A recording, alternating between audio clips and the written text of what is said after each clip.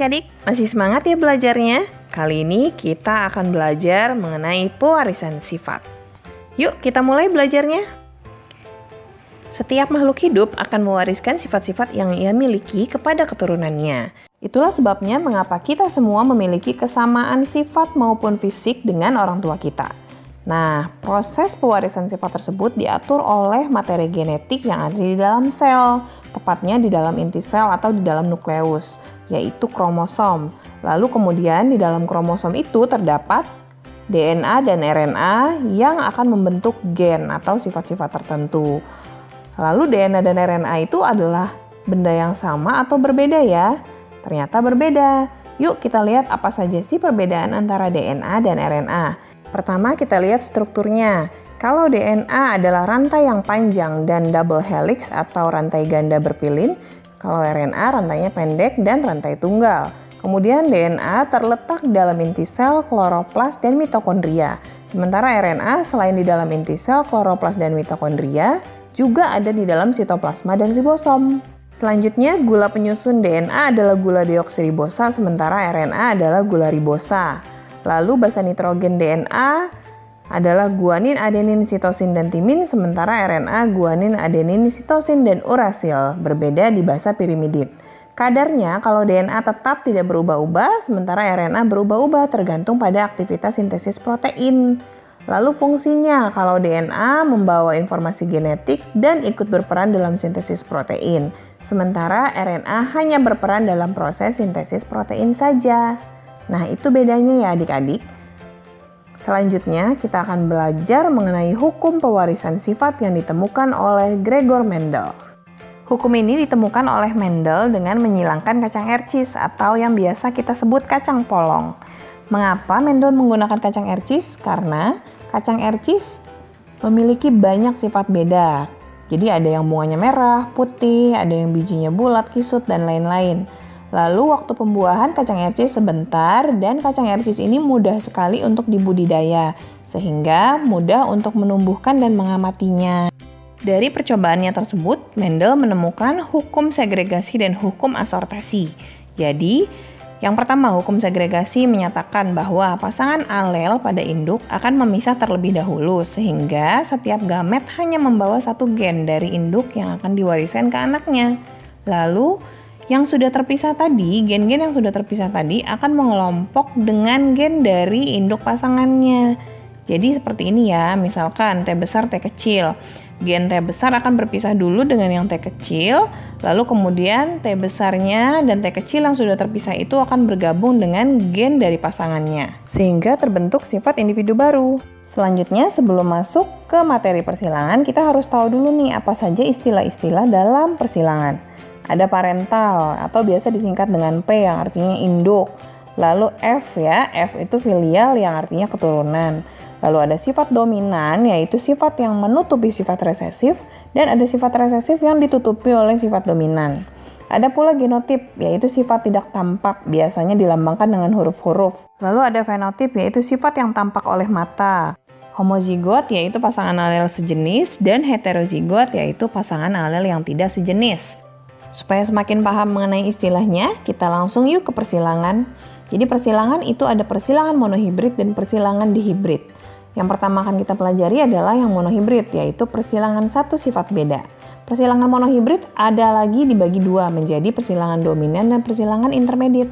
Yang pertama yang dominan dulu nih. Misal contoh soal bunga berwarna merah M besar disilangkan dengan warna putih M kecil. Keturunan F1-nya 100% merah. Lihat persilangannya yuk. P1 atau induk pertama M besar, dan M kecil. Maka keturunan sudah pasti M besar, M kecil. Kemudian karena yang diminta F2, kita silangkan F1 dengan sesamanya. Jadikan sebagai parental yang kedua ya.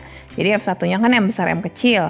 Kita silangkan M besar, M kecil dengan sesamanya. Itu jadi parental yang kedua. Ya. Nah, kita dapatkan gametnya nih. Gametnya kan M besar, M kecil. Masukin ke tabel, dua-duanya M besar M kecil, lalu kita dapatkan keturunannya seperti ini. Kalau ada M besar pasti jadi merah karena sifat persilangan dominan. Kalau nggak ada M besar jadinya putih. Nah, apa bedanya sih dengan persilangan intermediate? Kalau persilangan intermediate itu menghadirkan sifat baru. Contoh soal nih ya, bunga merah M besar dikawinkan dengan M kecil. Anaknya 100% merah muda. Ada sifat baru, merah muda ya. Kita lihat nih persilangannya. M besar kawin sama M kecil, anaknya M besar M kecil, semuanya merah muda. Jadi ada sifat yang baru, sehingga perbedaannya hanya pada fenotipnya saja. Sementara kalau genotipnya perbandingannya tetap sama. Nih kita lihat ya, perhatikan ya. Kalau M besar merah, kalau M besar M kecil jadinya merah muda, M kecil putih. Sehingga perbandingan fenotipnya merah 1, merah muda 2, kalau putih 1. Jadi 1:2:1. Bandingkan dengan yang tadi nih, masih ingat nggak yang dominan? Persilangan dominan perbandingannya 3:1. Nah, supaya lebih paham kita coba yuk latihan soal. Perhatikan ya, tikus berambut hitam disilangkan dengan tikus berambut putih. Ternyata keturunannya 100% berambut kelabu. Berarti sifat persilangannya apa coba? Intermediate ya, karena ada sifat baru yaitu kelabu. Yuk kita silangkan. P1 adalah H besar kawin sama H kecil. H besar itu berarti hitam, kemudian H kecil adalah putih. Terus ternyata katanya keturunan pertamanya 100% kelabu, berarti H besar H kecil itu adalah kelabu atau abu-abu ya. Nah, terus katanya apa? F1 disilangkan dengan tikus berambut putih ya, dikasih tahu nih berarti parentalnya. F1 H besar H kecil disilangkan sama tikus rambut putih H kecil. Bagaimanakah keturunannya? Kita cari gametnya, ada H besar sama H kecil, yang ini hanya kecil saja ya, karena hanya kecil jadi udah gametnya H kecil dan H kecil.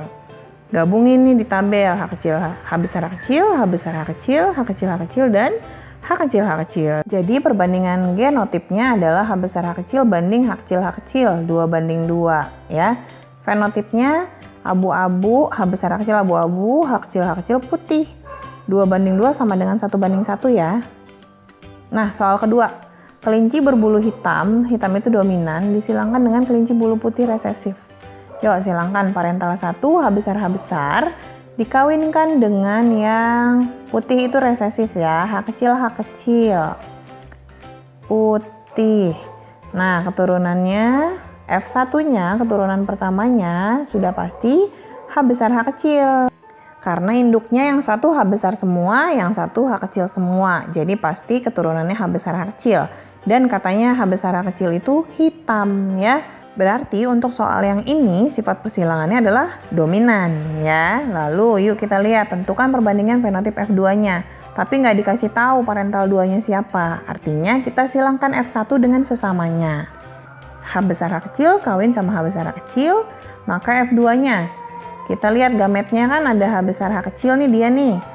Terus yang satu lagi juga H besar H kecil. Lalu masukkan gamet-gametnya ke dalam tabel, lalu kita silangkan deh ya.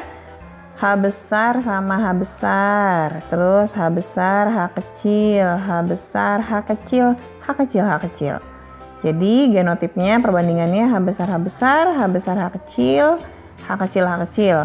Yang ada H besar fenotipnya hitam. Kalau tidak ada H besar, yaitu H kecil, fenotipnya putih. Jadi perbandingan fenotipnya adalah 3:1. Selanjutnya kita belajar mengenai persilangan dihibrid atau persilangan dua sifat beda. Contoh nih, kacang ercis berbiji bulat warna kuning, berarti ada sifat biji bulat dan berwarna kuning. Dua sifat ya. Disilangkan dengan ercis berbiji kisut warna hijau. Tentukan perbandingan fenotip F2-nya. Nggak dikasih tahu nih parental 2-nya siapa, berarti nanti F1 kita silangkan dengan sesamanya. Nih kita lihat ya, B besar, K besar disilangkan dengan B kecil, K kecil. Yang satu besar semua, yang satu kecil semua, jadinya heterozigot. B besar, K kecil ya. Lalu kita lihat nih gametnya nih, B besar B kecil, K besar K kecil, gametnya ada 4 macam. Sama dua-duanya 4 nih gametnya. Masukkan ke dalam tabel, nanti kita dapat hasilnya seperti ini. Ya, jadi kalau persilangan dihibrid sesama heterozigot disilangkan, nanti perbandingan fenotipnya 9331. Supaya lebih paham yuk kita lihat latihan soal ya. Kacang ercis berbiji bulat. Bulat itu sifat dominan. Berarti bulat B besar ya karena dominan. Kemudian bunganya putih, tapi katanya putih itu resesif. Resesif dari lawannya apa? Lawannya adalah merah, berarti M besar M besar. Kalau putih M kecil gitu ya. Dikawinkan dengan kacang ercis berbiji kisut. Lawannya bulat, B kecil berarti resesifnya bulat. Lalu merah M besar ya. B besar M kecil bulat putih. Terus B kecil M besar adalah kisut merah. Dikawinin nih, F1-nya berarti adalah heterozigot ya. B besar B kecil, M besar M kecil. Nah, karena perpaduan dua-duanya jadi benar-benar heterozigot. Tapi sifatnya, fenotipnya masih sama dengan yang dominan karena masih sama-sama punya gen dominan. B besar bulat, M besar merah. Nggak dikasih tahu P2-nya, berarti F1 kita silangkan dengan sesamanya. B besar B kecil, M besar M kecil, disilangkan dengan sesamanya. Bulat merah ya, biji bulat warna merah dikawinkan dengan kacang ercis juga biji bulat warna merah. Lalu kita cari gametnya masing-masing dan kita masukkan ke dalam tabel ya. Garis dulu nih. Nanti F2-nya, untuk mencari F2 kita buat tabel, tapi tabelnya lebih besar karena masing-masing induknya memiliki 4 gamet ya. Karena heterozigot double itu gametnya ada 4.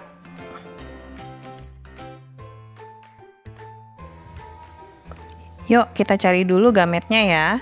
B besar B kecil, M besar M kecil itu punya 4 gamet, yaitu B besar M besar, B besar M kecil, B kecil M besar, dan B kecil M kecil. Begitu pula dengan induk pasangannya ya, karena sama genotipnya berarti gametnya juga sama. Sama-sama 4 macam. Kita masukkan ke dalam tabel baris atas dan baris yang samping kiri.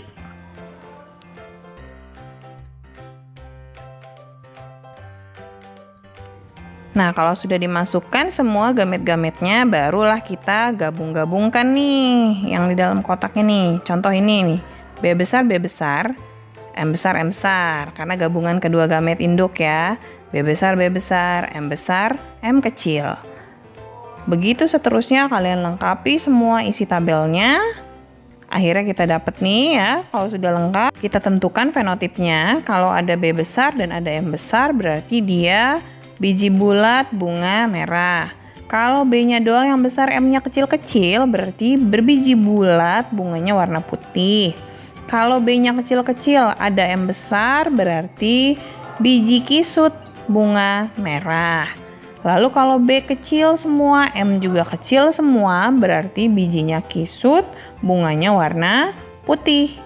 Kalau kita hitung yang ada di dalam tabel, berarti yang B besar M besar itu ada 9, B besar M kecil ada 3, B kecil M besar ada 3, yang kecil semua ada 1. Jadi kita dapat perbandingannya 9:3:3:1. Terakhir ini, kakak mau kasih tahu cara mencari gamet ya, supaya kalian paham bagaimana cara mencari gamet. Misalkan nih kita punya genotip M besar, M kecil, B besar. Gimana cara nyari gametnya kak? M-nya 2 macam nih, ada M besar dan ada M kecil, tapi B-nya cuma 1 macam. Ya sudah, kita taruh B besarnya di samping M. Jadi kita langsung peroleh gametnya ada 2 macam, yaitu M besar B besar dan M kecil B besar. Nah kita coba lagi yuk genotip yang lainnya, misalkan A besar A kecil, B besar B kecil. Double heterozigot ya. A-nya ada 2 macam, A besar sama A kecil. B-nya 2 macam, masing-masing kita garpuin. B besar B kecil, B besar B kecil. Jadi kita peroleh gametnya A besar B besar, A besar B kecil, A kecil B besar, dan A kecil B kecil. Ada 4 nih gametnya kalau double heterozigot. Coba lagi, misalkan A besar